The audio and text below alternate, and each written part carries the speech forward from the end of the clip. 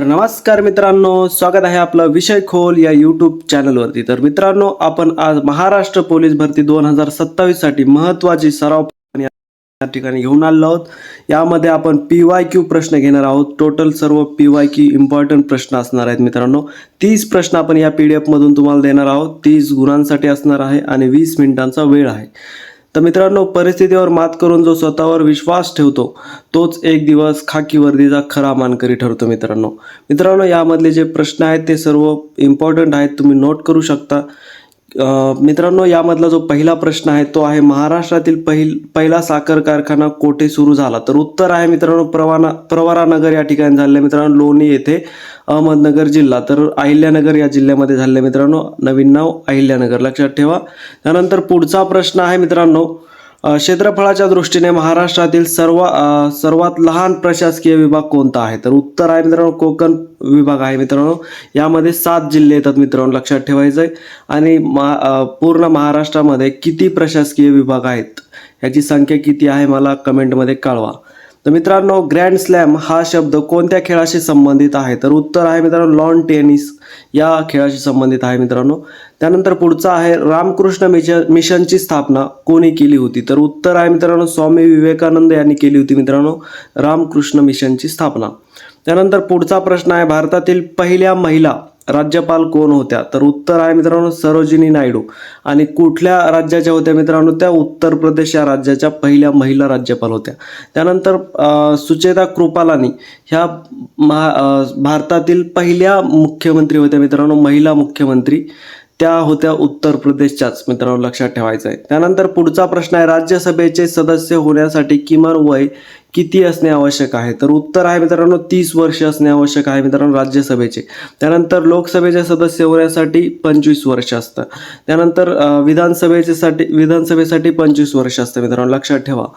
त्यानंतर पुढचा प्रश्न आहे मित्रांनो, घटनेच्या कोणत्या कलमानुसार राज्य सरकारांना ग्रामपंचायत स्थापना करण्याचे निर्देश दिले आहेत? तर उत्तर आहे मित्रांनो कलम 40. लक्षात ठेवा, कलम 40 हा ग्रामपंचायतचा कलम आहे मित्रांनो, लक्षात ठेवा.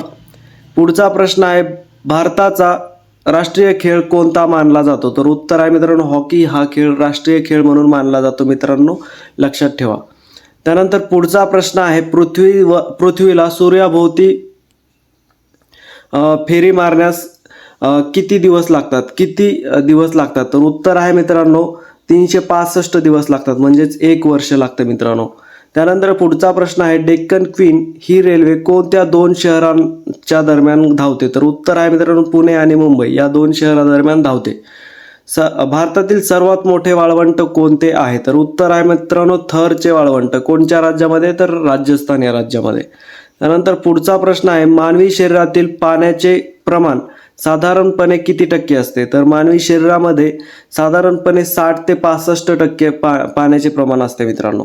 त्यानंतर रक्तातील साखरेचे प्रमाण नियंत्रित ठेवण्यासाठी कोणते संप्रेरक म्हणजेच हार्मोन आवश्यक असतात? तर उत्तर आहे मित्रांनो इन्सुलिन, लक्षात ठेवा इन्सुलिन.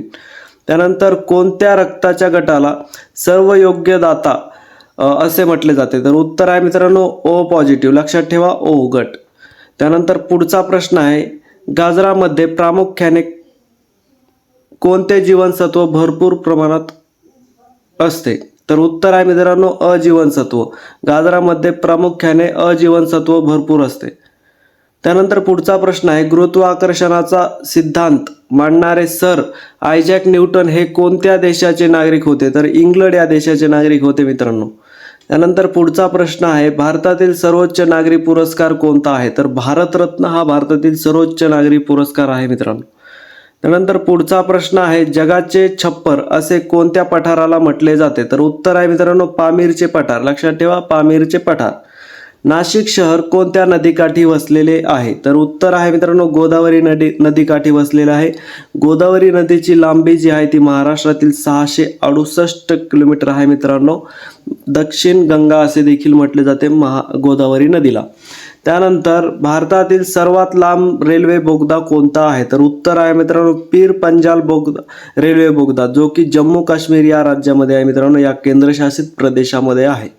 त्यानंतर पुढचा प्रश्न आहे, राज्यसभेचे एकूण किती सदस्य राष्ट्रपतींद्वारे नामनिर्देशित केले जातात? तर 12 सदस्य असतात मित्रांनो, लक्षात ठेवा. महत्त्वाचा आहे, खूप वेळा येणारा प्रश्न आहे. त्यानंतर महाराष्ट्रात पोलीस दलाचे आधुनिक नियंत्रण कक्ष म्हणजे कंट्रोल रूम कोणत्या नावाने ओळखले जाते? तर डायल 112 प्रकल्प लक्षात ठेवा. त्यानंतर गुन्हेगारी आणि गुन्हेगार ट्रॅकिंग नेटवर्क सिस्टमला काय म्हणतात? तर उत्तर आहे मित्रांनो CCTNS. लक्षात ठेवा, CCTNS. त्यानंतर पुढचा प्रश्न आहे मित्रांनो, सायबर सुरक्षित महाराष्ट्र ही मोहीम कोणत्या उद्देशाने राबवली जाते? तर उत्तर आहे मित्रांनो ऑनलाईन फसवणूक आणि सायबर गुन्ह्यांना आळा घालणे यासाठी ही मोहीम राबवली जाते मित्रांनो. केंद्रीय गुन्हे अन्वेषण विभाग म्हणजे CBIची स्थापना कोणत्या वर्षी झाली? तर 1963 साली झालेली मित्रांनो. त्यानंतर भारतातील सर्वोच्च शौर्य पुरस्कार कोणता आहे? तर परमवीर चक्र पुरस्कार हा भारतातील सर्वोच्च शौर्य पुरस्कार आहे मित्रांनो.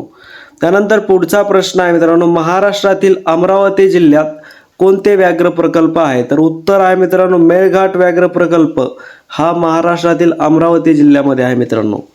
त्यानंतर पुढचा प्रश्न आहे, वंदे मातरम हे राष्ट्रीय गीत कोणी लिहिले? तर उत्तर आहे मित्रांनो बंकिमचंद्र चॅटर्जी यांनी लिहिलेले मित्रांनो वंदे मातरम. त्यानंतर मानवी कानात एकूण किती हाडे असतात? तर उत्तर आहे मित्रांनो 6 हाडे असतात. एका कानात 3 हाडे असतात मित्रांनो, असे दोन्ही कानामध्ये 6 हाडे असतात मित्रांनो, लक्षात ठेवा.